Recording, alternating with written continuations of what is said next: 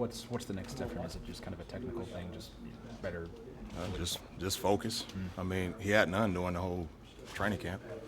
So I'm not going to amplify a situation that to me is just a blip on the radar. It's important, but I don't look at it as some type of consistent issue because he went the whole training camp with none.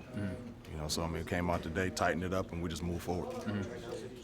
Just looking at him, he looks like maybe he's ready to be a lead back. It looks like he's actually grown from where he was maybe the first month of last season. Where have you seen some of the most growth?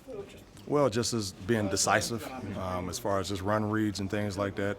We didn't teach anything different from last year. I think just seeing it, seeing Jordan Howard have success with it, obviously seeing Tevin, and then just fully putting himself into it and saying, you know what, I'm going to do what those guys do. I'm going to 100% listen to coaching, even when you got shady looks. Hey, if I got a press read, I'm going to keep pressing. He did that, all through camp, obviously through the spring, into last season, and we see where we are right now. It looks like he's been falling forward a little bit more, at least he was at FIU. Is that something he picked up from Jordan? Well, I mean, it's something that I told him last year, I told him he lost too many yards. I said he was getting caught going east-west too much. I told him the next point in his evolution to be a great back is he got to always move forward. And even when nothing's there on the east-west play, you got to put his foot in the ground and get north.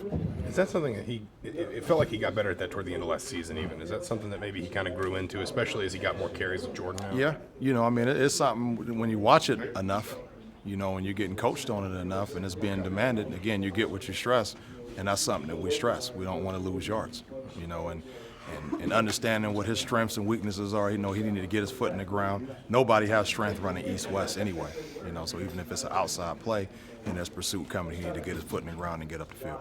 What's different? I mean, his freshman year, he kind of talked about pushing D'Angelo and Tevin. Last year, he talked about pushing Jordan. Now suddenly he's the guy at the top of the food chain. What's different for him, I guess? He got some guys pushing him. Every guy in that room is chomping at the bit. Again, it was a great family atmosphere in there, but them guys all got things that they want to see the team accomplish, but at the same time, they got some things they want to get done too. So practice is very competitive, and you get caught with your guard down, you get caught looking from the sideline. Cole Guest obviously has physical gifts as far as, especially the speed, but kind of look like a pinball at times out there, just bouncing off guys. What's kind of the next step in his evolution? Well, slow down. Great explosion. The thing we've been teaching his pace. It's kind of ironic. So after the game, I'm texting with Jordan Howard, and Jordan said, "Man," he said, "Cole run with a lot of velocity." And I texted him back. I said, "Yeah, but he don't run with a lot of pace." His next quote was, he said, "He's like Divine was last year." And so I screenshotted that and sent that to everybody. And Divine said, "There it is," because Cole was taking it like guys was getting on him.